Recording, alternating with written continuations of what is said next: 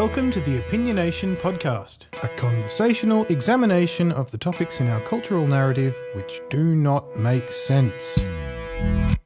So, what's been on your mind this week? Well, currently, I'm thinking about the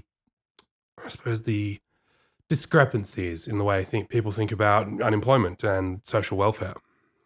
Discrepancies, as in, do you think people don't really understand what they're talking about? Fairly positive. People are only looking at half the story. Ah, so you reckon there's a half of the story that hasn't been told by perhaps government or media? Definitely. There's a lot more that goes into the topic than will generally get expressed in news. We have... Well, what's the problem? At the moment, I'm seeing, these bloody doll bludgers. How dare they live in luxury, that is, in, receiving a pittance from the government to be able to, eat food. Yeah, I suppose that's the thing. Everybody's working, possibly doing jobs they hate, and they see these people not having to work at all for years. And what do you mean not having to work? They get to sit around and get money for nothing and do drugs and whatever else it is they do. Yeah, but do you think that maybe unemployment maybe there's a larger picture behind why people... Because I don't think anybody on unemployment chooses to live in poverty.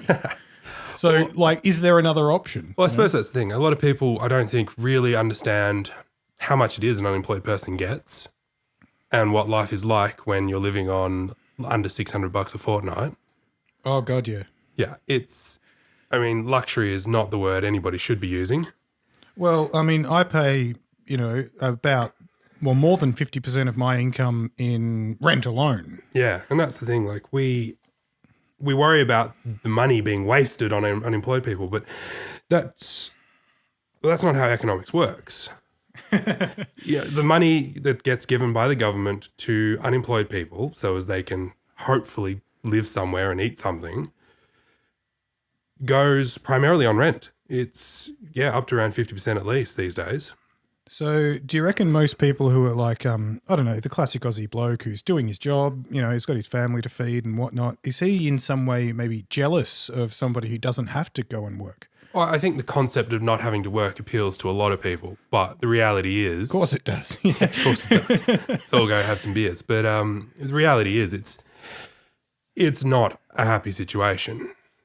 If you're very careful with the money you get and you don't want to live in any major suburban areas, you can get by. Want to live in any major suburban areas. That's an amazing concept, isn't it? Yeah. It's do you want shelter? Yeah, you got to move somewhere in the sticks. Got to move to Timbuktu or something to be able to afford exactly. rent. And of course, that's great because there's much less work available. So if you want to afford rent, got to go somewhere where there's no jobs. And the other thing is, if your car breaks down, there is no surplus. That's it. You are sans car. Your washing machine breaks down. You're not cleaning uniforms unless you're doing it by hand. And that's, there's just no fat on the bone to replace major upsets. It's hard enough to cover the rego. Yeah. Yeah. So as soon as you get your car breaks down in some way, even if you do get a job, you can't get there. Yeah, exactly.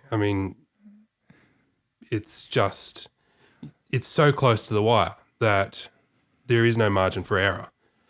The other things you run into are just... Do you think, though, most people understand that? I think when you explain it to someone and ask them to think about it, they do go, oh, yeah, $600 a fortnight, I probably couldn't manage. Yeah. So why do you think, do you think it's prevalent in media or in some sort of government narrative that there is this whole group of people who are just partying and having a good time and not working? Unlikely. Simple fact is... But there is a narrative about that, isn't there? But if you've handed over your money to, if you've paid your rent, you have maybe $300 left for the fortnight. And then you got to buy, say, food. Yeah. Well, let's say you skip food and you try to live on beer. Yeah, we can all do that. $300 for 2 weeks. You're not going to be drunk all the time. So let's work that out. So what's going to be the average power bill for somebody? It's got to be, $30 to $50 a week. Yeah, I'd say something like that. What? Yeah, if it's a single person, maybe that, but it's going to be more for a family. Yeah, it depends. Yeah, And then on top of that, if you do take away food, because beer is more expensive than food, we understand that. yeah, right? yep.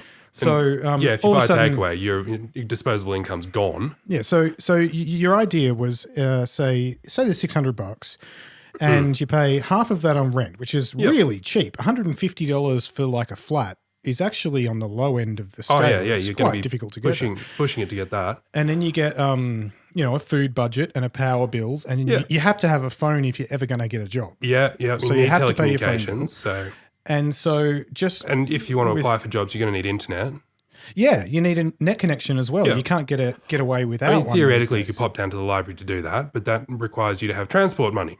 So Yeah. I mean, you can catch the bus for a couple of bucks, which is all right. But Yes, some people aren't anywhere near a local library in the first place. yeah, true. There used to be a point where your Centrelink office had, computers available for job seeking and all that Yep. sort of stuff. Is that still the case? Yeah, I think so. It is still the case. Oh, you would hope But so. I imagine most people, pretty much the last thing they want to do on any given day of the week is go to a Centrelink office and sit Yeah. there and use the computer. Yeah. But I mean, a lot of this is also beside the point because we've got such an unemployment rate in Australia at the moment. I mean, it's one of the highest we've had in a very long time. Well, it depends how we fiddle the figures, doesn't it? Yeah. You know? Yeah, it does. Like, I was hearing, I haven't got a source for this, but I was hearing that, it might be 5 or 6%, but underemployment, which is a lot of people working casual and Yep. part-time jobs, actually pushes it up to closer to 20%. Yeah, which is staggering. But even if we go with a 5 or 6%, there's 5 people available for every job advertised. Yeah, and that's being kind. You know, So so when there's a job available, say there's 100,000 jobs and there's 500,000 unemployed people, yeah, what do people expect is going to happen? 4 out of every 5 people are going to stay unemployed. Yeah. Now, we talk about some of these generational unemployed people as well.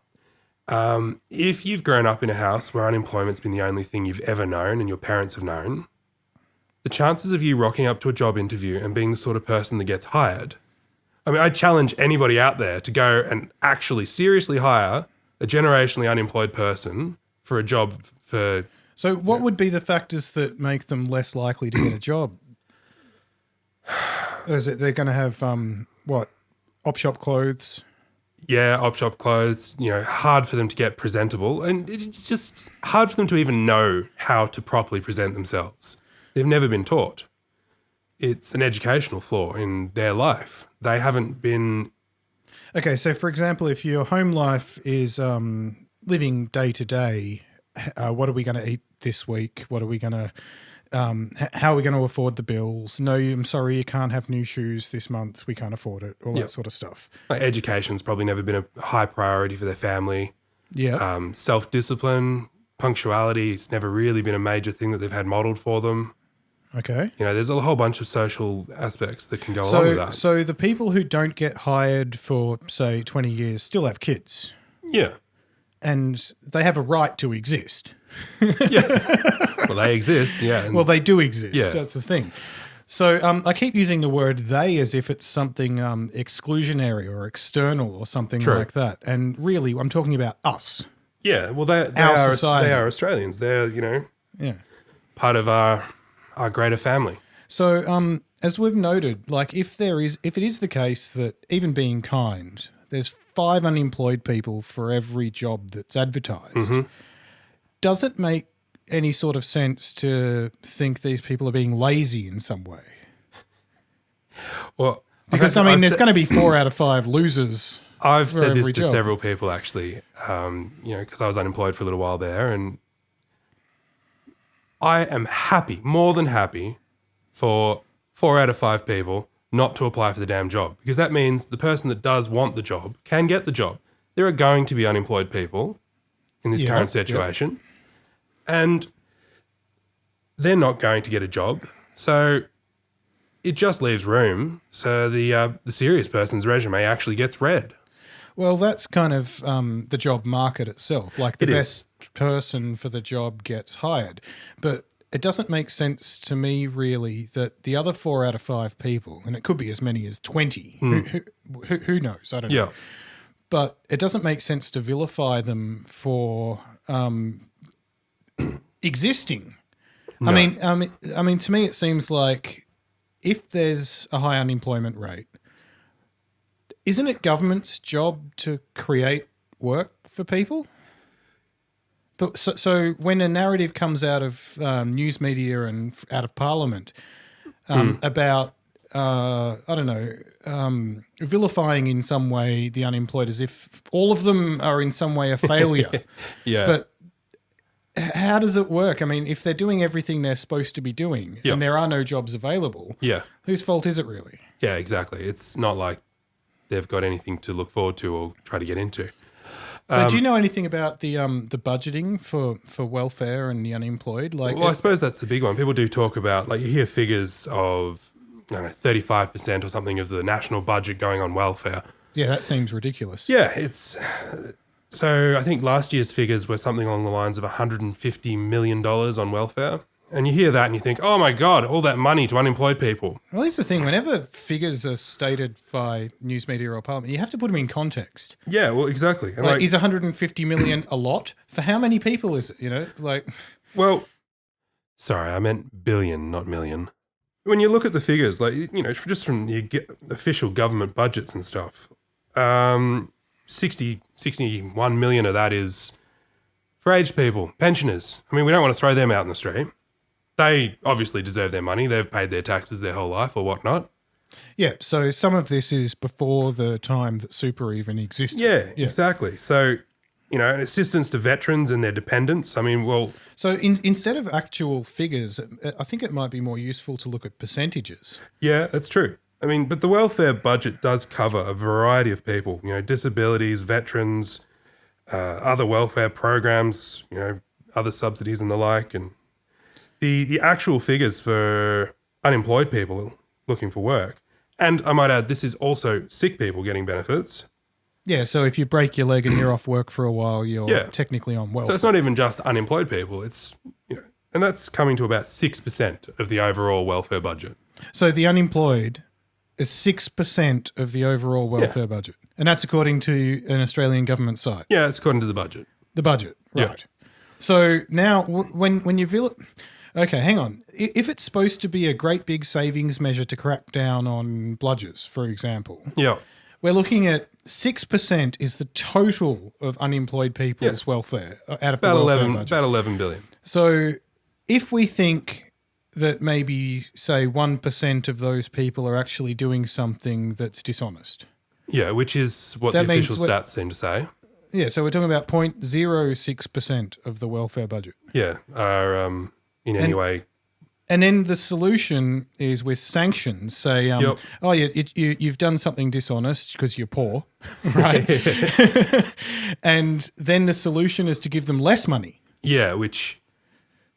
Or cut them off. Is ridiculous. Or try to reclaim debts. Yeah. One of the reasons that we pay and should pay and have to pay unemployment benefits is because what are people going to do without money? Well, that's the thing, isn't it? I mean, it's not like this is optional. No. Because if somebody takes away all the money from an unemployed person, it's pretty likely that if they don't have a family or friend network to fall back on, or at least not in any serious way, they're going to steal something. They're going to steal food. I've said it a million times. There is nothing I wouldn't do, no line I wouldn't cross to feed my family. Yeah. And, right. you know, it's just a fact of life. You take away people's ability to look after their children and themselves, they will find a way, and it won't be good. Yeah, probably not. I mean, this is where stuff like black market industries come into it. Like, for example, if someone just doesn't have enough money to feed their kids, they might be perhaps tempted to start selling weed or something like that. Yeah. Or anything, you know, burglary, weed, criminal activities. The way I see it is, if it turns out that some study says that unemployed people become criminals, It's as if they're bad people who do criminal things by choice instead of it being a result of the circumstances. Yeah, push that they're someone in. far enough, they're going to lash out in some way. Yeah. They're going to try to compensate in some way. Okay, so what would be the counter argument to this sort of thing we're discussing? What would say the right wing of politics say about unemployed people? Ooh. What, are they just bad people? Yeah, I suppose that's the narrative, isn't it? Within Like they've in some way failed. yeah, we've been taught that in Australia it's a land of opportunity and the free and all that. Yeah, it sounds very American, doesn't Yeah. it? Yeah. All you have to do is try hard enough and you can get what you want. Now, maybe to some extent that's the case. Like I've known people who, even though unemployed and can't find a job, they try to start some little internet business, whether it's screen printing T-shirts because they happen to enjoy that and want to Making sell candles, whatever. Yeah. Upcycling whatever you can find around, stapling teddy bear fur onto a couch or something like that. Something, just anything to making jewelry, whatever it is, all markets. that does happen. So why do you think that sort of thing, if it is prevalent, doesn't end up in the media narrative? It is, I suppose it's beneficial to the current government to have someone to draw attention. And it's an easy way to whip up working class, middle class people into, those people are doing nothing for our hard paid taxes. All right. So if I'm working hard and I'm doing all the right things and my tax is going to pay for people who aren't doing those things. So it's easy to point a finger at them. And we forget things like we in Australia, the budget funds primarily fossil fuels mining, about $10 billion a year anyway. So that's your unemployment payments. That's about the same as all the unemployment payments. And we give them to the richest companies in the world. Oh, but they need welfare too. Yeah, well, that's the thing. I mean, the taxes don't cover the amount of money we hand them half the time, I reckon. Yeah, I think it was someone like Chris Hedges or somebody like that. He's a political pundit and social commentariat, I guess, in the US. And he was saying that for the last decade or two, rich people have gone on strike. They just stopped paying tax. Yeah. And they made it legal. Yeah. And I mean, that's the other thing. If a corporation in Australia makes a loss for a year, it gets to apply that as a negative on next year's tax bill. Okay, so if you make a loss of, say, $1 million in 1 year, and the next year you make a profit of a couple of $1 million, you don't pay tax on $2 million, you pay tax on $1 million. Yeah, you get to count your loss towards your profit for the next year. So can any ordinary person do that? Well, of course not. That would be silly. No, we've got to pay all the time. If we're lucky, they'll give some of it back. Yeah, that's the thing. It seems like the way government's trying to get tax out of big corporations is almost like begging. Please contribute. So we've got this problem where we believe unemployed people are a drain on our society. But the thing is, you give money to a large corporation, and we know for a fact that a lot of this money goes overseas or wherever else it goes. Oh, yeah, off to the Caymans and whatnot. Yeah. In tax, or America, it's not illegal. whatever. It's tax avoidance, not tax evasion. Yeah. But even if it's not tax evasion, the money goes elsewhere. These people, so it leaks out of the economy. Yeah, the people they pay and whatever else, they go on holidays overseas, they spend it overseas, they invest it overseas. Whereas a unemployed person in Australia pays rent to potentially an Australian landowner. Like an investment property that's up for rent or something whatever like that. Whatever it is. So hopefully that stays in the country, and tax gets paid on that again. Yep, tax multiple times all the way through the progress of that dollar flowing through. Now, stats I've read suggest that 40% of the Centrelink income goes to one of the major supermarkets. Right. So we're talking 50% rent, 40% supermarket. So essentially, if you have very little money, like you're on welfare, like almost 100% of your money goes directly to major corporations and landowners anyway. Yeah. Now you're paying 10% GST on everything you buy from the supermarket, so there's a lot of tax. Everything you buy at the supermarket puts the money straight back into the Australian tax system, which gets taxed again. So the supermarket itself pays tax. Yeah. So everything we give to unemployed people that they're entitled to comes straight back through the system within house. Right. So instead of viewing, say, welfare for unemployment as some kind of dead end, it's actually each unemployed person is redistributing the money Yeah. all the way back through the system as it all trickles up. Yep. So there's no real means to save money on unemployment. Like you can't really put very much aside week to week. I mean, like you were saying, there's no fat on that bone. No, there isn't. So you're lucky if you can afford a coffee. So I guess what we're saying is instead of viewing it as a dead end and someone's getting a free ride, all someone's doing is redistributing. Yeah, putting it back through the system. See, economics aren't like home budgets. A national economy requires money to be circulating. If the money stops flowing, we have a crisis. So, for example, what would happen if unemployment was increased? If unemployment was increased and there was a bit of surplus on the bone, yeah. So you'd get most local, from my perspective, the things that I couldn't do as an unemployed person was go to a cafe. Yeah, so that's helping the economy. Small businesses, yeah. So small businesses struggling all over the place because it's really hard to compete with major chains who just have smaller expenses because they've got buying power, right? Well, also in Australia, we've got a lot of, economic nervousness in the country. A lot of people are tightening their belts and not spending as much as they have done in the past. Right. Which means less consumption, which means less... smaller businesses struggle more first.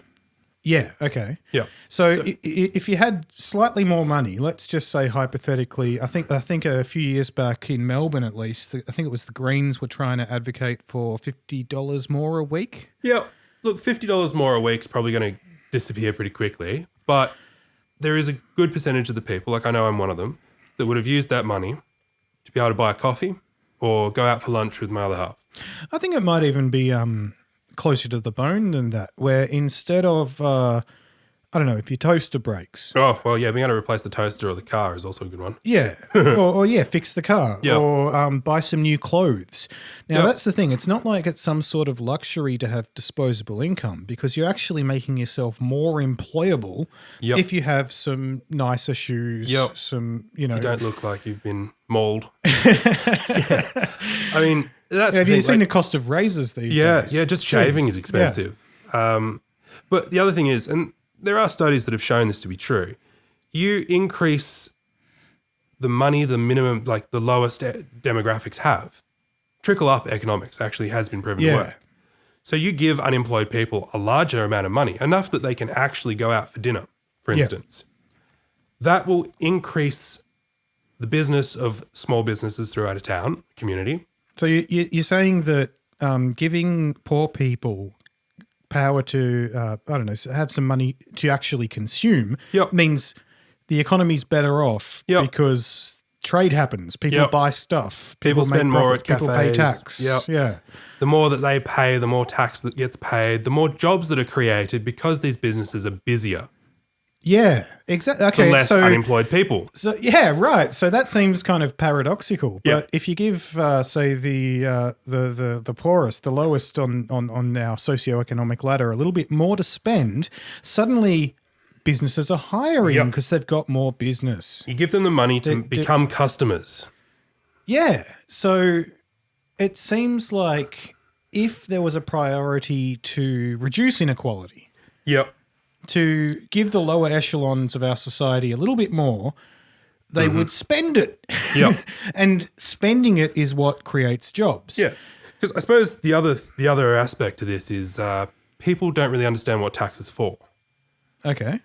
We believe that the tax we pay goes into the piggy bank for the government to spend next year. Right. Which is not true. Unfortunately, the system, the way it works is the tax we spend goes to the Reserve Bank to balance the inflation rates and the currency that we've got. It's about making sure we've got the right number of notes, really.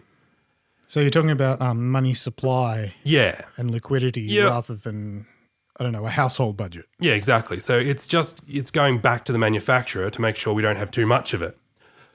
And the government's budget is a proposed spending plan for the next year, which goes to the Reserve Bank. The Reserve Bank then lends that money not from taxes, because taxes are now gone. They've been balanced out. Yep. So the Reserve Bank lends a new loan to the Australian government, the Australian people in essence, at interest, Yep. for the following year's budget. Okay, so instead of it all going to a piggy bank, we're talking about money is taken out of circulation with tax, Yep.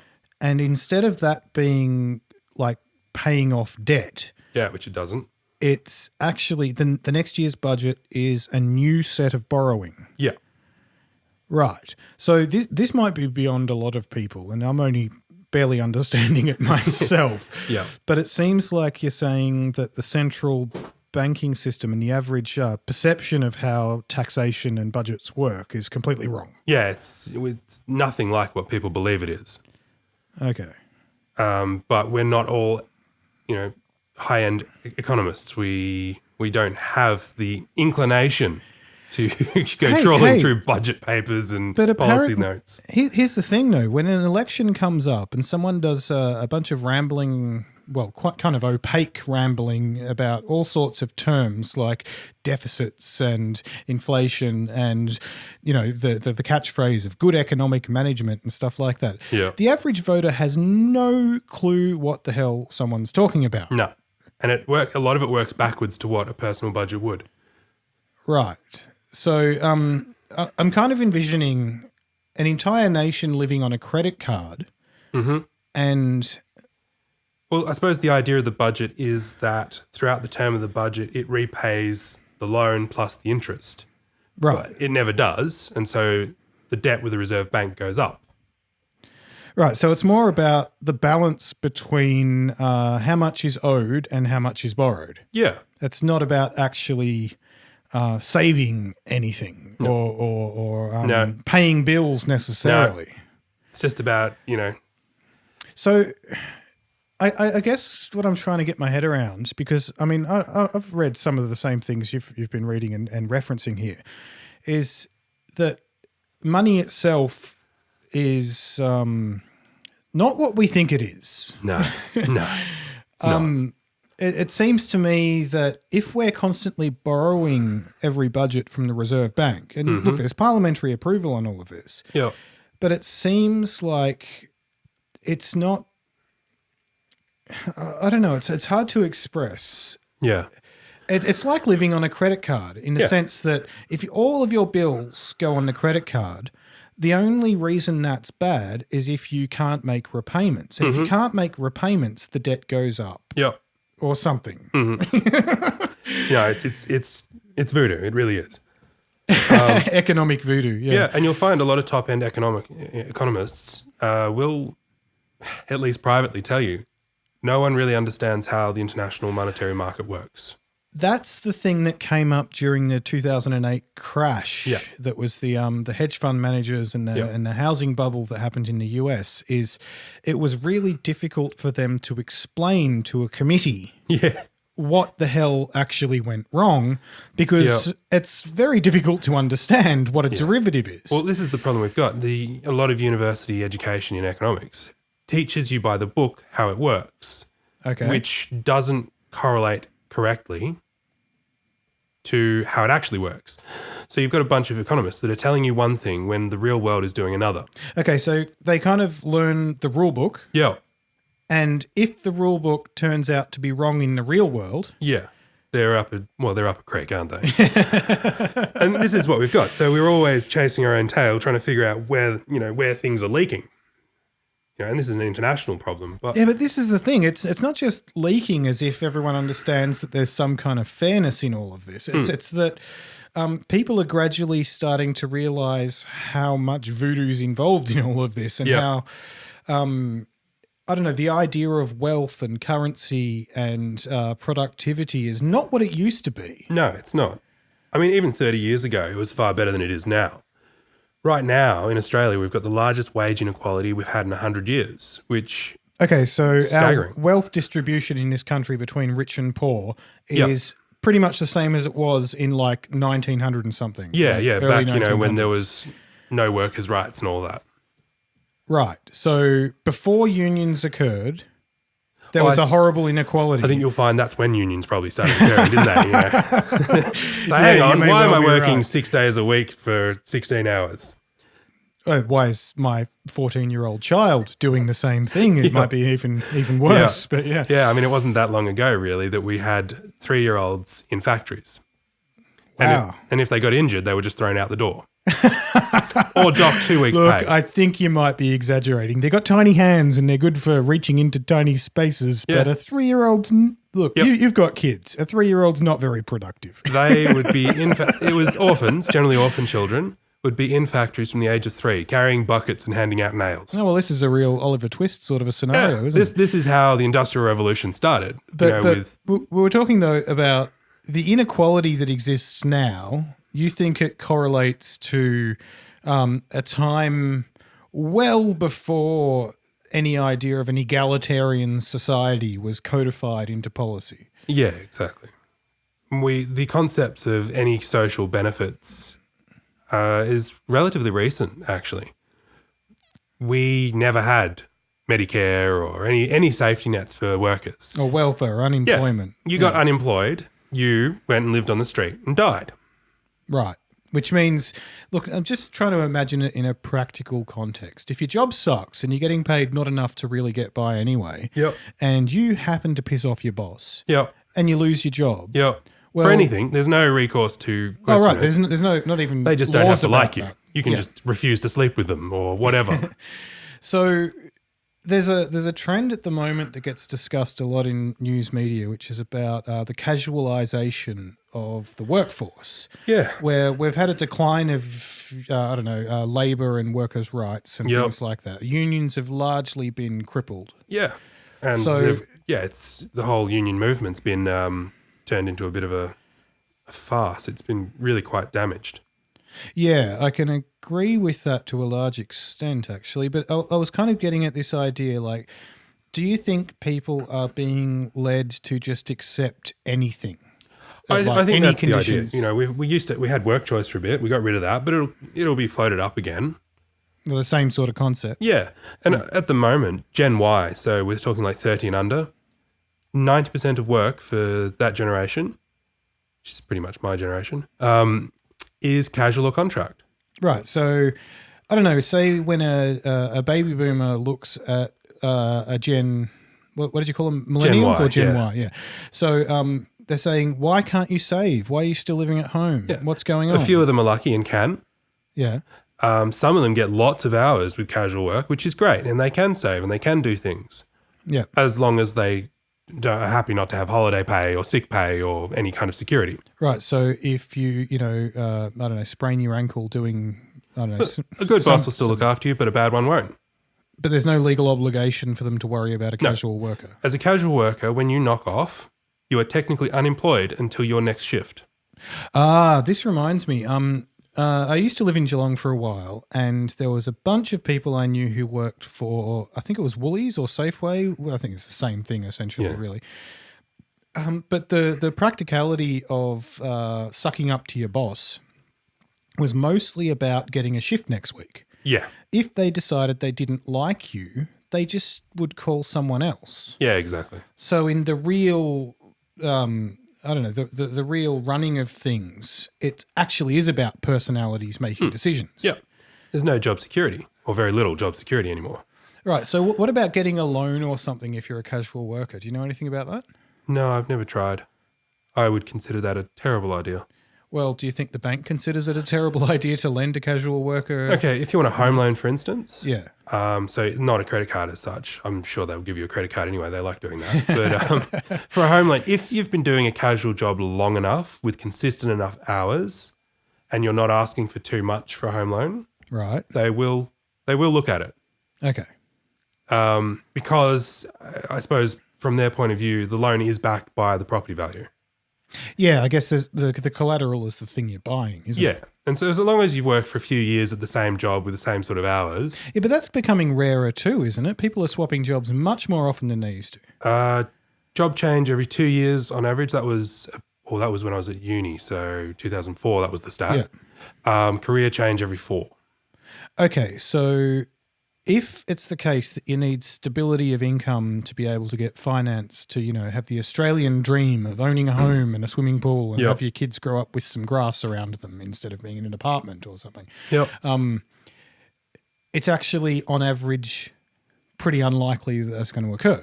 Yeah, That exactly. stability. I mean, every young person's told, well, I suppose from the right sorts of families, lol, quotation marks, the socioeconomically advantaged, that, you study hard, go to uni, because, that's what's done in those groups. I mean, I did it. You get your degree, get a job, and away it goes. You'll be fine. You'll buy a house and a pool. You just got to work hard and get your degree. So, But doesn't it seem like the way markets work, the more people do that, the more overqualified a population is, the less likely it is that any given well-qualified person is going to find a job in their field. well, Especially considering because it's cheaper, big corporations just outsource. Oh, of course, to labour whoever and wherever. Yeah. Yeah. I mean, a personal example, my sister, double major from Monash University with a bachelor in, Global Studies and International Politics. Yeah, what's she doing for work? She works at a call centre. Oh, right. Yeah. I mean, she's been there for a couple of years now. She's doing quite well. She got promoted. Doesn't it seem like there's, just thinking long view sociologically. We're talking an honours student here too, so, Yeah. But long view sociologically, the more that happens, the more it seems like people who are unemployed and well educated can articulate what the hell's wrong. yeah.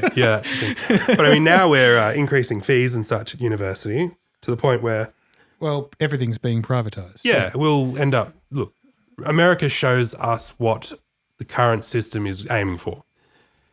Oh, right, yeah, because we're following their model because Yeah, a lot of it. neoliberalism is the way of the world now, yeah. So as soon as the government can, they will attempt to privatize universities, and then we'll be having to take out student loans as opposed to HECS debts. So before you're old enough to really be able to decide your life trajectory or anything, you're already up to your eyeballs in debt. Yeah, so you take, $50,000, $100,000 loan and never get a job.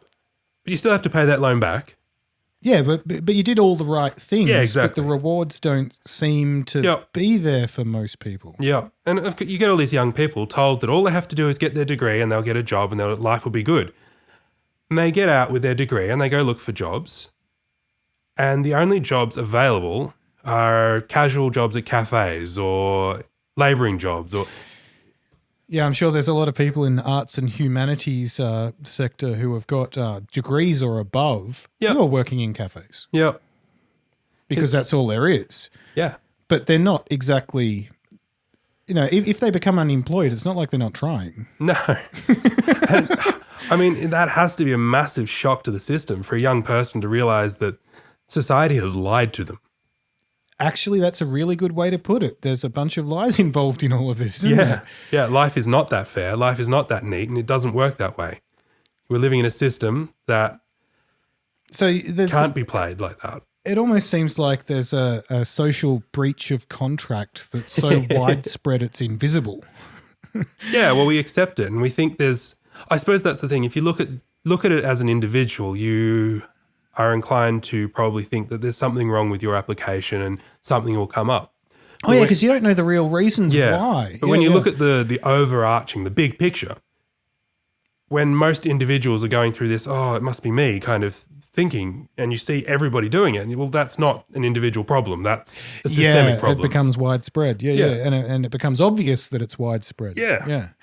No one's getting out of university. I imagine for the first properly. few applications, you'd go, maybe I made a spelling mistake.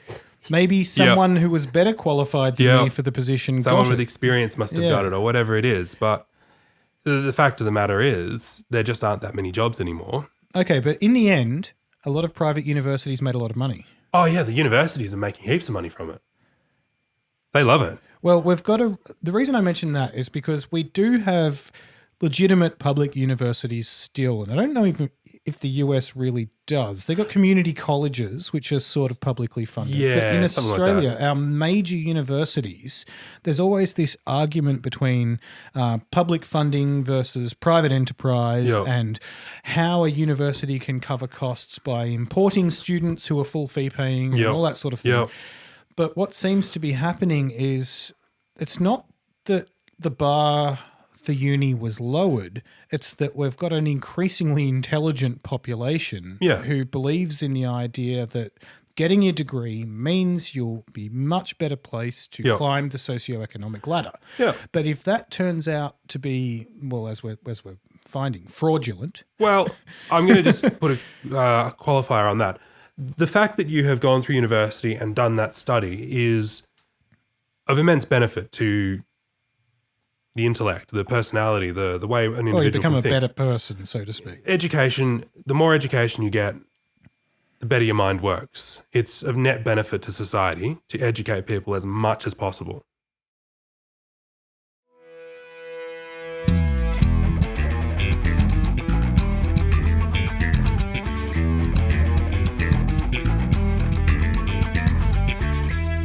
Hey, thanks for listening. We hope our discussion was useful in providing additional perspectives about the topics of today. We hope you join us again next time. Bye-bye. Peace.